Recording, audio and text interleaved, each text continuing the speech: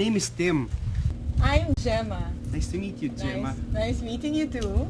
So, let me show you the figures. Okay. How many shells are there in figure 1? 1, Okay, that's good. What about in figure 2? 4, What is the shape of the second figure? looks like the letter Y.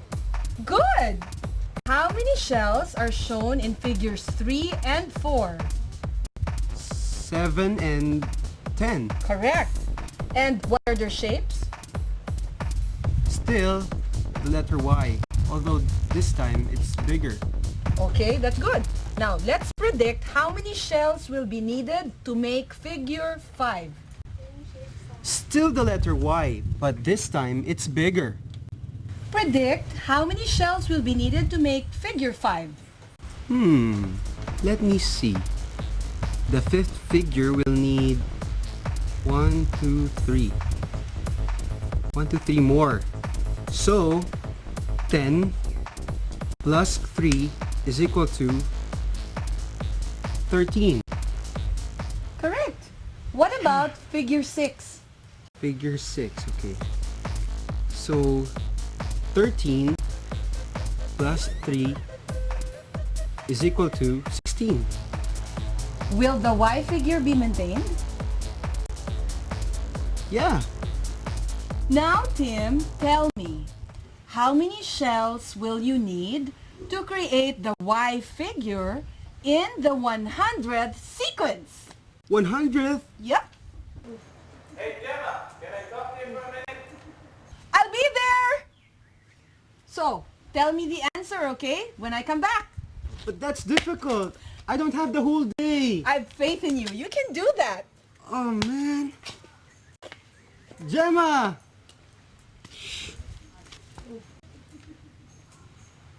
100.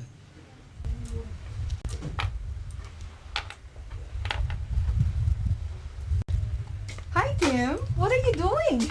I'm solving the problem. Uh-huh. Did I do something wrong? No, it's okay. I told you I'm not really that good in math. It's really okay. You know, you don't have to go this far. There's nothing wrong with what you did.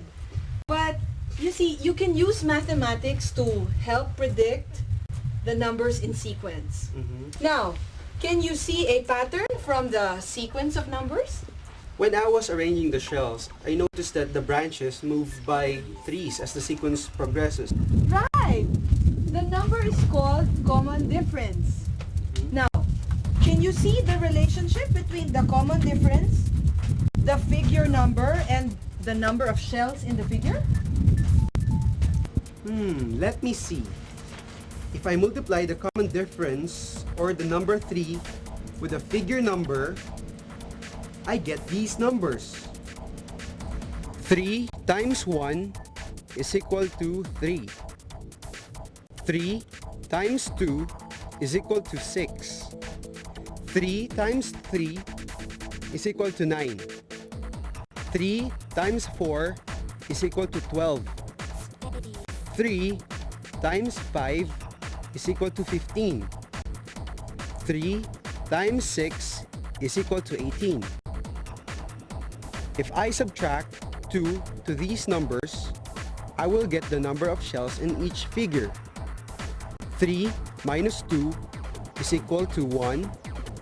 6 minus 2 is equal to 4. 9 minus 2 is equal to 7. 12 minus 2 is equal to 10. 15 minus 2 is equal to 13. 18 minus 2 is equal to 16. Good!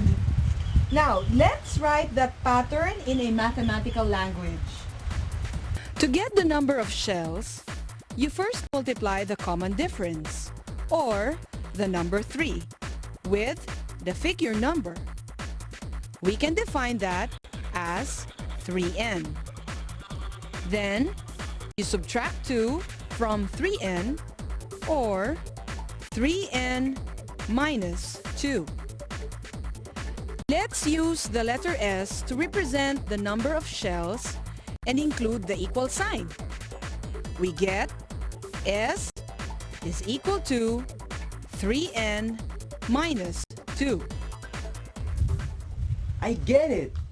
If I want to know the number of shells needed for the 100th figure, I just have to substitute the 100 in place of n. So, S is equal to 3 multiplied by 100 minus 2 is equal to 298. I will need 298 shells. Yeah! And you don't have to line up these shells in the entire seashore. Okay, teach me more.